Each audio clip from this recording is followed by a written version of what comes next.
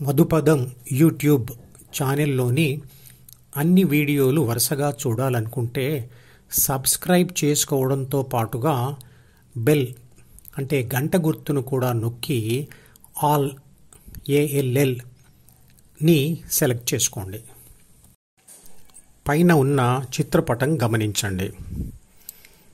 C English అక్షరం C మరియు D మరియు జి ఈ మూడు కలిసి ఉన్న ద్వితీయ మనసులో డి అంటే గత జ్ఞాపకాలు ఉంటాయి. అంటే ప్రాపంచిక సమాచారం ప్లస్ కోరికలు ఉంటాయి. అందులో సంతోషం మరియు బాధ కలిగించిన సంఘటనలు, వాటి పట్ల ఏర్పరచుకున్న భావాలు అంటే నిర్ణయాలు ఉంటాయి. గత జ్ఞాపకాల నుండే ఏ ప్లస్ బి ప్లస్ సి అంటే ప్రాపంచిక నేను కోరికలు సృష్టిస్తాను. ఆ భవిష్యత్తు ఊహలు మనసులోనే నేను చేయవలసిన పనుల లిస్టులో ఉంటాయి.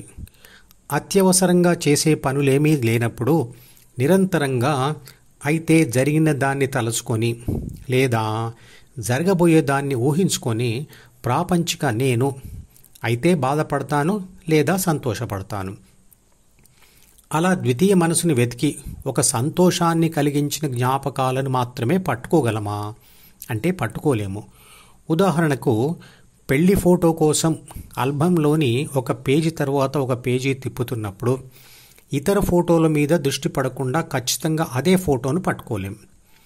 అదేవిధంగా సంతోషమైన జ్ఞాపకం కోసం మనోపుస్తకం వెతుకుతూ ఉంటే మధ్యలో ఏదో ఒక పేజీలో బాధ కలిగించే అంశం ఉంటుంది.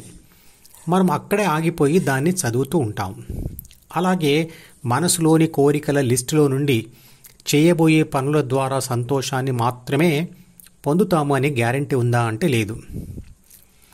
ఆసక్తి, శక్తి, యుక్తి, డబ్బు, సమయంను ఫడంగా పెట్టి సినిమా సీటుకు అతుక్కొని సినిమాలోని అందమైన దృశ్యాలు మాత్రమే చూస్తాను అనగలరా? లేదు, అలా మీరు అనలేరు. ఎందుకు అంటే సినిమా పూర్తిగా చూస్తేనే అందులోని దృశ్యాలు అందమైనవా లేదా అని అర్థమయ్యేది. సినిమాలో దయ్యం కనపడిన తర్వాతే పిల్లలు కళ్ళు మూసుకుంటారు. అది దయ్యమని అర్థమైన తర్వాత కళ్ళు మూసుకున్న దాని గురించిన ఊహలే వస్తాయి కదా. నా ద్వితీయ మనసు కూడా నేను నిర్మించిన సినిమానే. అందులో నేనే డైరెక్టర్, నేనే హీరో మరియు నేనే ప్రేక్షకుడిని కూడా.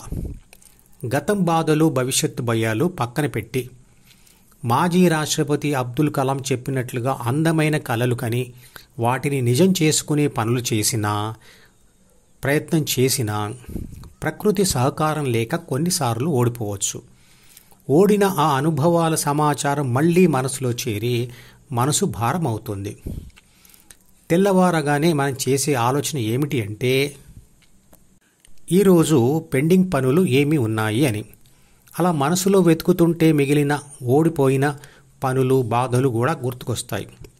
బాధను తీసేసే లేదా తగ్గించే ఆ పనిని మొదట పూర్తి చేసే ప్రయత్నాలు మొదలవుతాయి.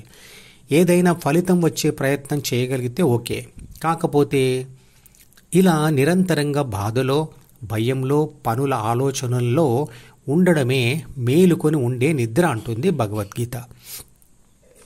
నేటి అసంపూర్ణం, అసంతృప్తి, బాధ కలిగించిన అనుభవాలు రేపటికి నిన్నటి బాధలుగా మిగిలిపోయి పూర్ణానుభవం కోసం మరో రోజు కోరికలు పెరుగుతాయి. మనసును ఎప్పుడంటే అప్పుడు ఆఫ్ చేయగల శక్తి ధ్యానం ద్వారా తెచ్చుకొని ఉంటే గతం ఆధారంగా ఈరోజు చేసే పనులలో బాధ, భయం లేని సమర్థత ఉంటుంది. దాంతో ఎప్పటికీ వర్తమానంలో ఉంటాం. అంటే గతం బాధలు, భవిష్యత్తు భయాలు ఉండవు. గెలుపు అయినా ఓటమి ఎదురైనా ఆ అనుభవం రేపటికి బాధను మిగిల్చదు. అనుభవం మిగిల్చిన సమాచారం మాత్రం రేపటి కార్యాచరణకు వాడుకుంటాం. ధ్యానం వల్ల సంఘటనలకు ఫీల్ మరియు రియాక్ట్ అయ్యే పద్ధతులు మారతాయి. అంటే 6 గుణాలు మారతాయి.